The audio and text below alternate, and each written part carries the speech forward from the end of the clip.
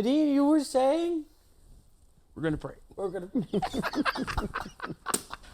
Let's go. Out of the Anglican Book of Common Prayer, I thought it'd be a good idea to do a prayer of general thanksgiving. Okay. Father, Son, Holy Spirit. Almighty God, Father of all mercies, we, your unworthy servants, give you humble thanks for all of your goodness and loving kindness to us and to all whom you have made.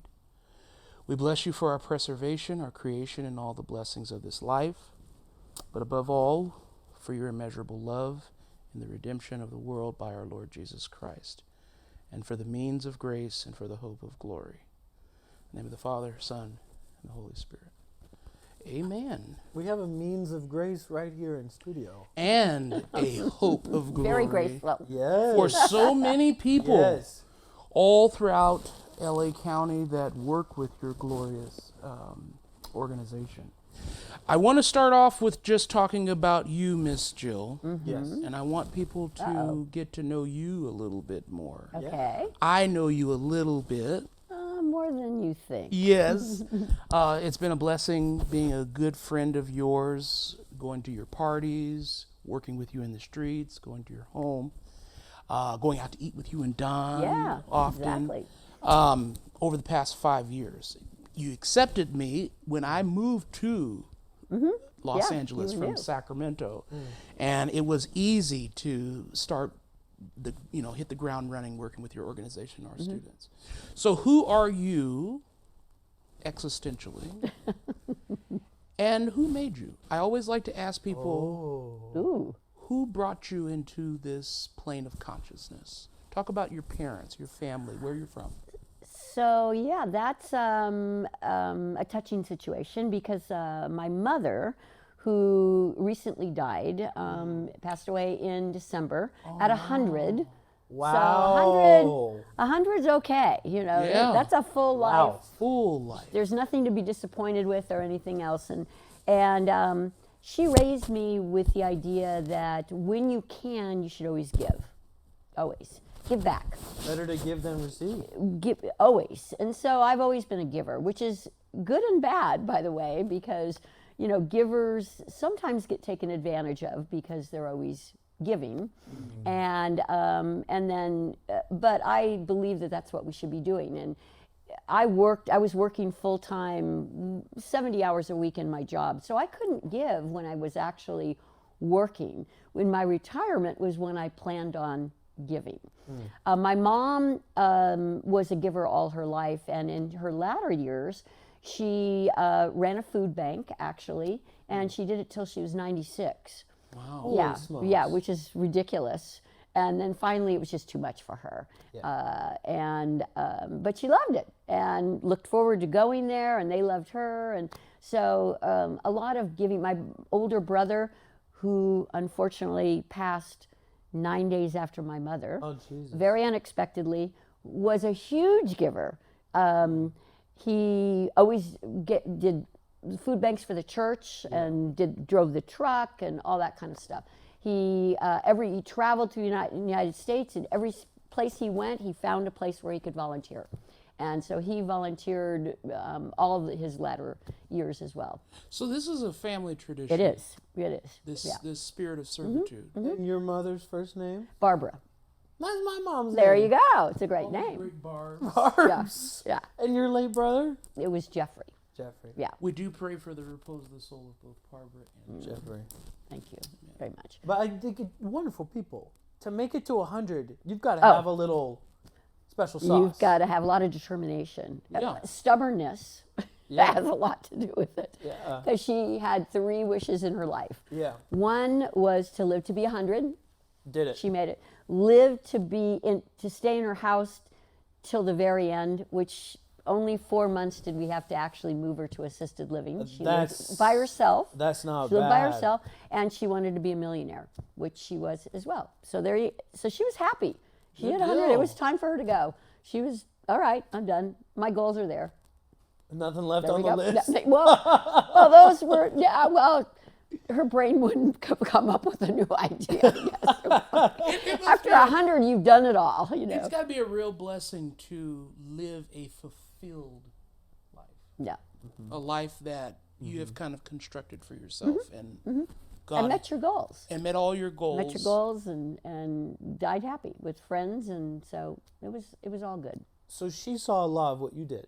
She saw Did She she? did. BCC Oh, she was. come into the She was city. very proud. Would tell all of her friends, and she didn't trash with me. No, she Okay. didn't do that because she lived in Orange County, and I'm in the San Fernando Valley. But she always loved what I did and bragged about me and all those kinds of things. Yeah. Celebrated you. But really proud that I was now had the ability to give back because I hadn't. So I'd found something Worked that your I could tail give off, back. and then you had this time. Right. I finally had time. Was your mom your main inspiration? Would you say? I would say for volunteering, absolutely. You know, we all have our parental Yeah. opportunities, but no, from a giving point of view, she was my role model. Absolutely, anybody who can do that till they're 96 is pretty amazing. Yeah, Wow. yeah. Now let's talk about what you do. Tell us a story, which is very interesting, of volunteers cleaning communities. And Okay. I found two things interesting in the LA Times. They said that you all call yourselves rather trashers. Yes, absolutely. Yeah, you just said going We're trashing. trashers. Yeah. And then trashing. they said that you're cleaning the streets while finding friendship, and you're kind of like a military general of it all. Well, they asked if that was okay if Okay. they said that, and I said, well, they all tell me I am, so I guess it's okay. I experienced that Yeah, when you take us out. I know. Well, there's leadership, and then there's being a general. I'm not quite sure that I agree with quite that, Yeah. But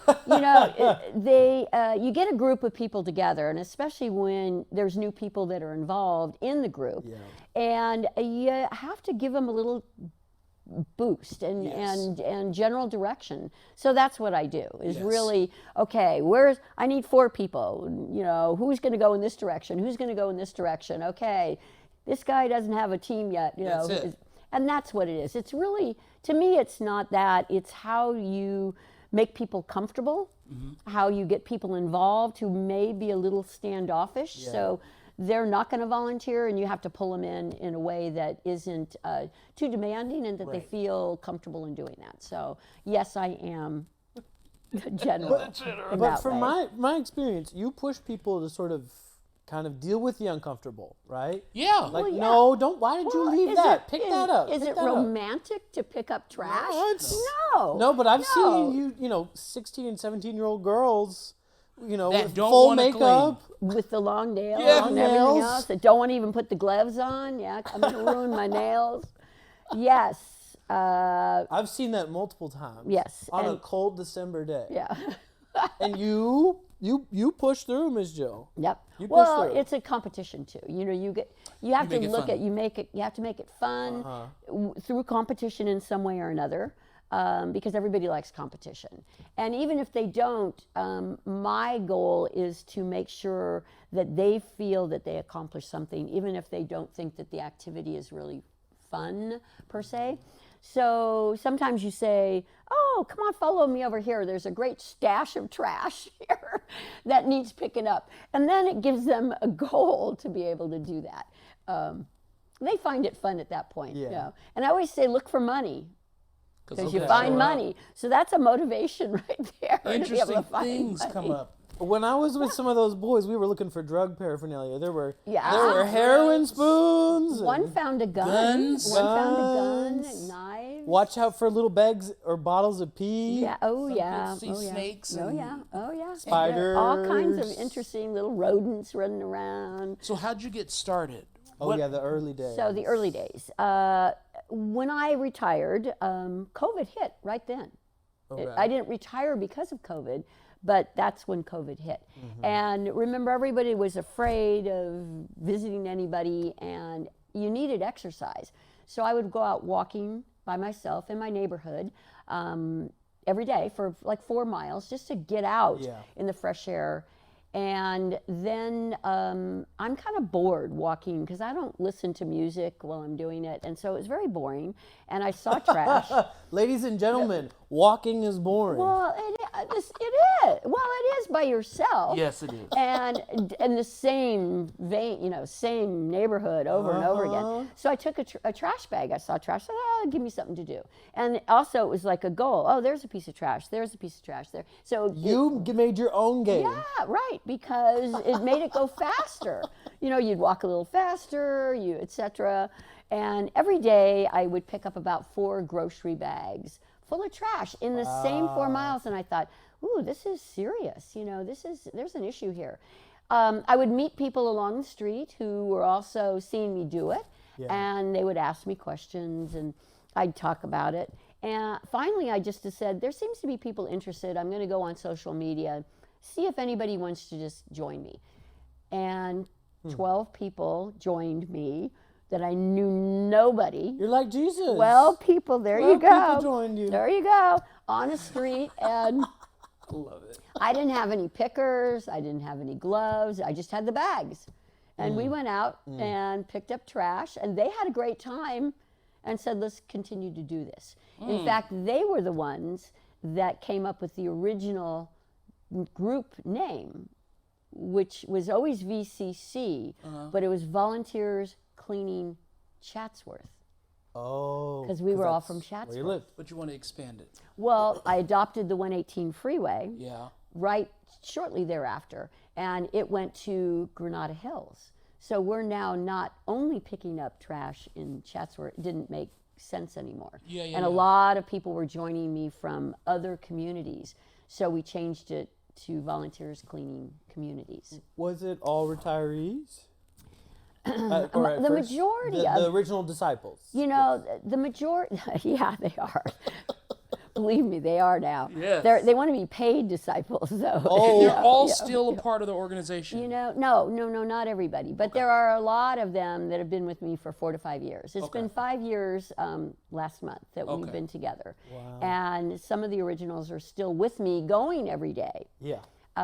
We're still in contact, but once 5 years, when you're a retiree and you're older, breaking a hip, hurt your back, there's always a reason that makes it a little bit more difficult for you to go out and do that. But walking those streets will keep you from doing that. It should. But I can't force anybody to want to go back in and do that. That'll keep you limber and mobile. It's great exercise. It keeps you socialized, which is keeps super people important. alive. That keeps people alive. COVID, everybody being stuck in their house, part of what was killing us was not seeing each other. Exactly. Yes. Exactly. There's two no sides. Exercise, no sociability, sociability only by Zoom or something. Yeah. This was real sociability.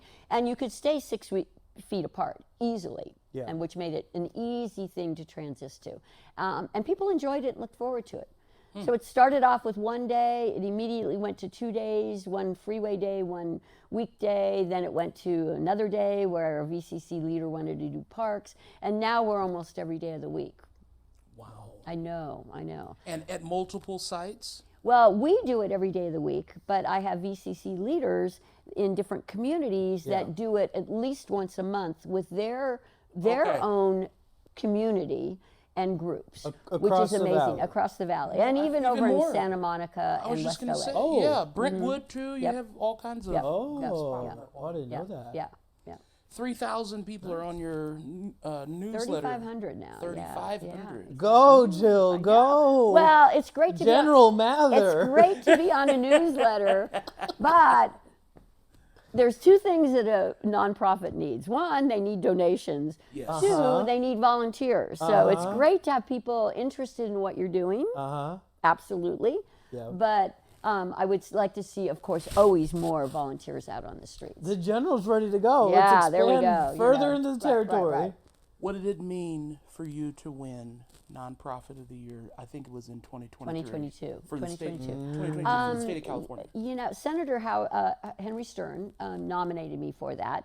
You have to be nominated by either a senator or assembly person. And unexpected, because we were pretty new. Yeah. We only started in 2020, November of 2020. So just in 2 years. So 2 years, and we weren't really that active until 2021.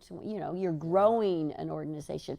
So it was shocking, actually. And my whole group threw this massive party for us and came up with the VCC dance song number and all kinds of things for it. It was really fun. It was great for a number of reasons. One, it gives you a lot of benefits to be Nonprofit of the Year. You can use their logo. It makes you a legitimate nonprofit in people's minds. They take you a little bit more seriously. It helps funding a little bit. So it was great. And so many other honors. We don't do it for that. That's the thing. We're not doing it to get accolades. It's so nice when you're walking down the street and people honk and they go, "Thank you so much," and "We love you, what you do." And they go, "VCC," and they're yelling it out the window. So cute. And when we receive a lot of rewards of recognition from the state, from the Public Works, from the mayor, et cetera, and we get all of these awards, they're beautiful. It's really lovely. Yeah. But it's not why we do it. It certainly doesn't hurt. It's great publicity.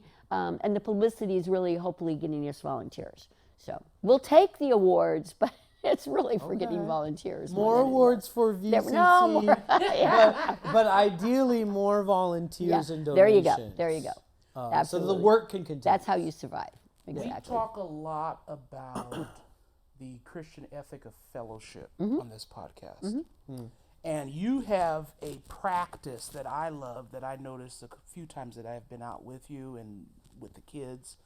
You always do a social hour after the cleanup. Every cleanup. At a local restaurant or coffee shop. Usually coffee shop, yeah. Why do you do that? Well, we're serious trashers, so serious. Yeah. So when you're trashing, it's very therapeutic. But it's also, the goal is to pick up as much trash as you can. It's not a social event. We're not sitting there chatting about the family as we're picking up one piece of trash here, one piece of trash there. No, you're saying you missed that. Yeah, we want to pick up the maximum amount of bags we could possibly pick up in that 2-hour period. You're there to work. That's it. It's kind of an unpaid job, yeah. And we're very serious. And we challenge ourselves to want to get more and more bags. Good and bad, that means there's more trash. But good thing is we're getting it off the street. Bad is that we're not socializing during that. We're really serious. So actually the volunteers look more for the coffee than they do for the trashing. Because that's when we sit down and we talk about and get to meet each other and find out who did what and what activities coming up and what other volunteer opportunities there are. I always buy the first cup of coffee for every new volunteer, so it encourages them to come, which then they become part of the community. It's building community is what it is. It's building community, building friendship. Yeah. We have most of the volunteers never knew each other before, unless the friend brought them into the group. Yeah. We have a engaged couple now that never knew each other, so I will be their ordained priest on this one. I'm gonna make sure whenever they do get married that I better be marrying them for sure. You're not just bringing hope; you're creating families. There you go. And I have another volunteer that says, and he is one of the people that has directed America's Funniest Home Videos for all of his life. Yeah. And he's into theater, which can be considered not real sometimes, the people, that's what they say, even amongst themselves. And he says, I come with you guys because you're real people. You talk about real things. You talk about pains and love and fun and activities, and you are compassionate to each other. You make sure when somebody's sick, you bring soup over to their house. Those types of things, because they're really more than just a friend. They're part of a family. And you're a general with a heart. Yeah. That's it. Yeah. Yes, I lead Yes. that part. Yeah. You're mobilizing, organizing, and inspiring human beings. Thank you. I want to talk about hope a little bit. I believe his name is Harrison. And then also I want to talk about a man that served with us on multiple occasions who recently passed away, Mr. Cash. Both of those individuals found hope in some way in your group, new sense of purpose. One of them even said that it helped with his coping after the death of his wife, Yes. Harrison. Can you speak to that? I will. Stories that you've Absolutely. seen even beyond that? His wife had cancer, and actually one of our members has cancer and trying to beat that. And they met together when they were going through chemotherapy together. So he was brought to us through another volunteer who said, you know, you really should join this group. I think you'll really enjoy it. I think you'll like the people. I think it'll be good for you, diversion. It took him 4 months after his wife passed for him to actually come out and start with us. He comes almost every day now. It gave him a reason to get up. It really is. You have to get up in the morning. Out of that bed. Well, Wash getting your up in the face. morning is what starts people off. Once you've gotten up, you're done. You're good. Yeah. You're good for the day. So VCC has really helped people jump out of bed, have a purpose, put on a shirt, you know, get ready to go out and do something, and then the socialization afterwards helps heal. Because you can talk openly, because he's not the only one who lost a wife or a husband. And so they have something in common there. They can talk about it. Most of them have died from cancer in some way or another. So he realizes he's not alone in that whole situation. And we like him, you know. So we have fun with him. A valued part of the community. And he can relate to the group. Most of us are retired because we do it in the morning, Monday through Friday. We do the weekend as well, and that's when most kids will join us, other than, you know, Notre Dame, who have a program, they can come in the middle of the week. But most of the kids have to come either summertime, vacation time, or weekend. So most of them have to be retired or self-employed to join us. So, he's great. And Mr. Cash. Mr. Cash. Mr. Cash. What's his story?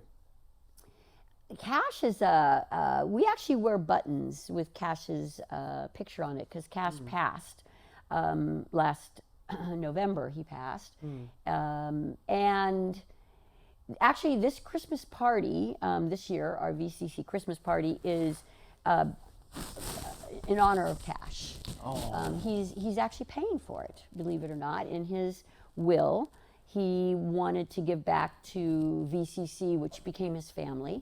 And he left us money, VCC volunteers money, you know, of course, left it to the nonprofit. But one of his stipulations was that the Christmas party be something that he pays for this particular year. So we buried Cash in his Christmas pajamas. And the reason we did that is because the very first time we met Cash, Cash again had lost the love of his life. And a friend who had lost his wife brought him to the group. Cash went with me every single day for almost 4 years. Every single day. I eventually had to pick him up because he would no longer drive.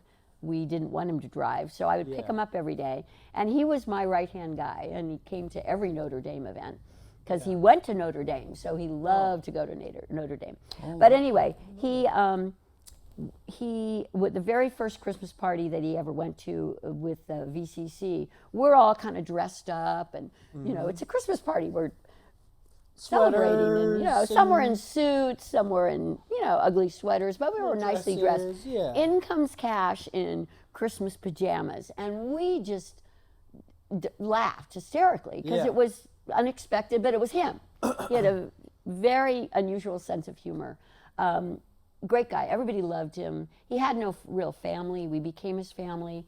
And we loved him dearly. So when he passed, before he passed, and he knew he was going to, we helped pick out his casket and what he was going to be. When they asked him, what do you want to be buried in? What suit do you have to be buried in? And he looked at me, and I said, do you have a suit even? And of course, he didn't have a suit. So we talked about it, and I said, you know, we decided Christmas pajamas was the best. But he made all of those decisions. You know, we laughed about it. the end of life is inevitable, and so you've got to take it in stride and laugh about it in that respect. So we made all the decisions together, and then quite a few of my volunteers were with him in the hospital when he passed away, and singing songs together with him, and etc. It's precious. It was great. And then we had his burial, and we were all at his burial, and we made sure he was buried and got his headstone for him, and we also threw him a celebration of life, which was amazing. People say, will you please will you throw my celebration of life? It was so much fun. Because somebody did his genealogy, and he didn't even know a lot about his past. It was so great, but we learned about it at his celebration of life. And so it was so much fun. We all told stories about him. It was great. And so we miss him, and we wear a button with his picture, kind of to honor him. And this Christmas we'll, be wearing Christmas pajamas just to honor him one more time. Mr. Cash, we're Mr. thinking Cash. of you today. We're Yeah. thinking of you. Yeah. Pray for the repose of his soul as well. Absolutely. Can I jump in here? Go right ahead. I know you have notes galore. Says I'm take prepared. note. I've got a couple things up here. Go right ahead. First one's lighthearted, and the second one's a little more serious. Yep. First, is it fair to say that when you advertise an opportunity to come pick trash, the folks who show up it's kind of an eclectic bunch? Oh, very eclectic. Oh my gosh. Every walk of life is there. From 4'8" to 6'2". One member's 92 to, when we have even the retired people are in their 50s. So 50 to 92 on a regular basis. How old was Mr. Cash when he passed? He passed 86. Wow. 86. It kept him young. I mean, he had wanted to commit suicide. His friend that brought him to us, which is the 92-year-old, and he thought it would be good for Cash to get community. Get And it was. Get out of bed. It was a purpose. Every day it was a purpose. Well, that leads me to my second question. So we're talking about cancer, suicide. We're talking. You encounter a lot of drug use in what you find. Oh yeah, on the drug streets paraphernalia. And The homeless unhoused. encampments. Yes. Where do you get the strength, the sort of the level-headedness to deal with a lot of these things? Because just in the couple times I've been with VCC out on the streets, you see some stuff. You see the leftover heroin needles in the spoon. You see, the homeless encampment, down by the canal or the river. Where do you how do you put everything in context and deal with it all? The goal of VCC is that we want our community to be proud of it, to look nice. Yeah. When we have visitors, we want the streets to not have trash in it. We don't want people sleeping on park benches, bus benches, tents on sidewalks, etc. We want it to be healthy, meaning no rats coming out of encampments that have been abandoned or active. It's not healthy for anybody. It's not healthy for our kids. The drug paraphernalia is not something that we want our kids to be exposed to, and so that's the motivation, is to get it clean, etc. The unhoused part of the whole scheme of things is which is very LA. Which is unfortunately LA, all of LA. It's can be very depressing when it's active.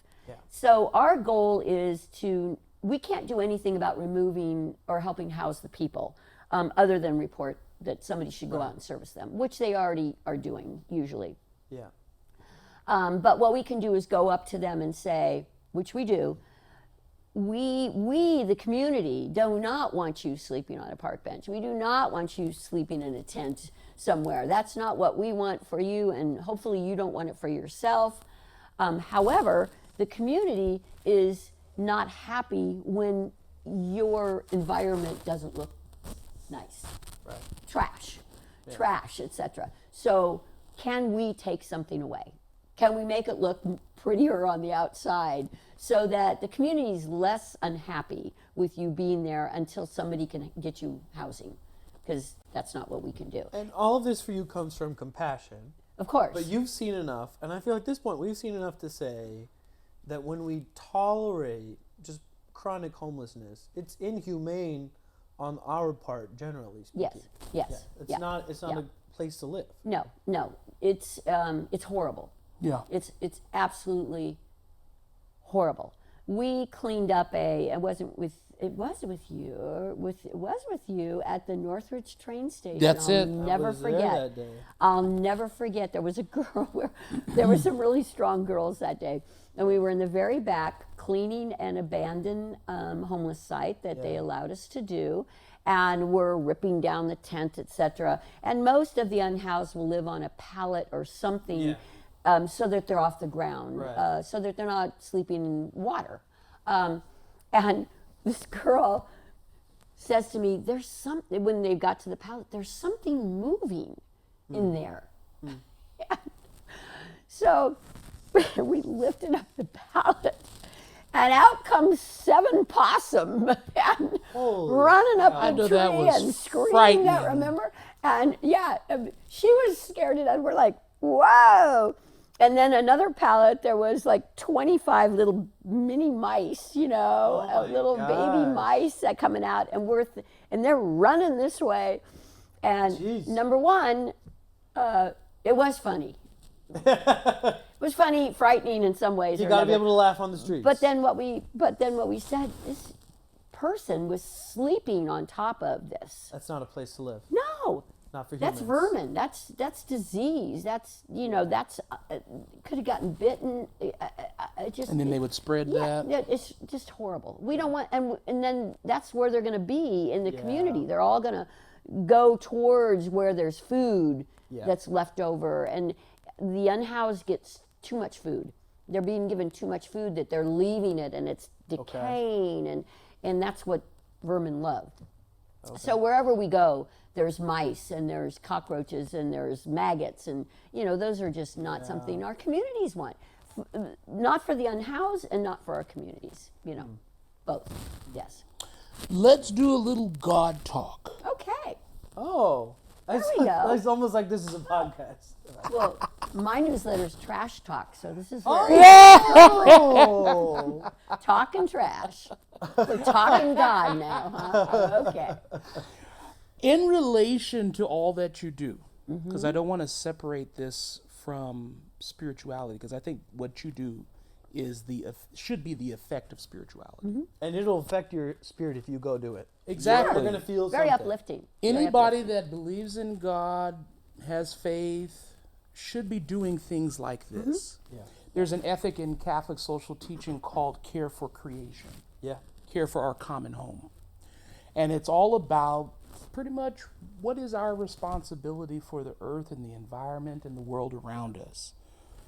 You give us a blueprint, a platform, a foundation for understanding that practically.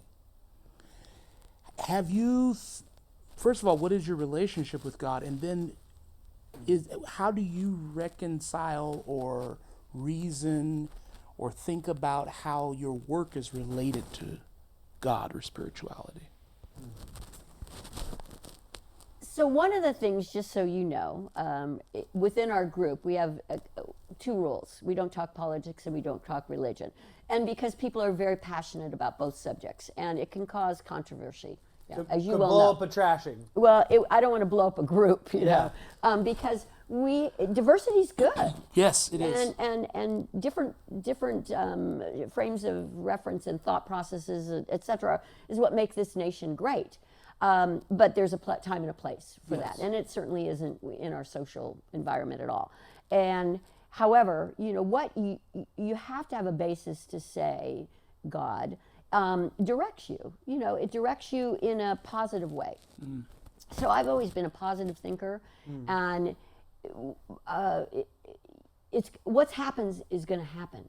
Now you can make it differently by having a positive attitude, but by believing in the good in people. Right. It's really about looking for the good in people, not looking for the bad in people. I know my mother, and I love my mother dearly. Here's where we'll talk about differences.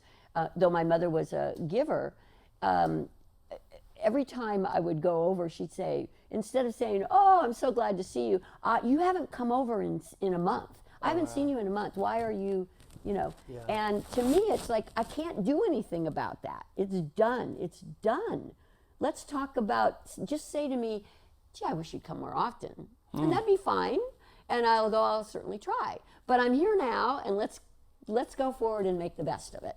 So it's really making the best of life through positive thinking, through understanding that we are not immortal. We are going to die. I'm very very comfortable with death. You seem very comfortable with death. Very comfortable with Aware death. of it. And, Because it's going to happen. And when it happens, you can alter it a little bit. You can obviously have surgeries and all that to make it last longer, but inevitably it's going to happen Healthier one way or lifestyles. another. And you can't be afraid of it. I mean, think about going out and trashing. We're in all kinds of neighborhoods. We're in homeless encampments that are abandoned, and we don't know what we're going to find. And you just go forward with it's okay. God will take care of us. I would describe you as fearless, determined. Yeah. Okay. Assertive. All spiritual qualities. Obstinate, stubborn. Yeah, there you go. Stubborn. But Goal-minded. but also positive. But also, There you go. Yeah. And practical. Yeah. And action solution focused. You don't wait on the city or the county or the state. She does not. I just get Sorry, I didn't mean to raise your blood pressure. No, I get so upset when people say, and they do all the time, our city should be doing this.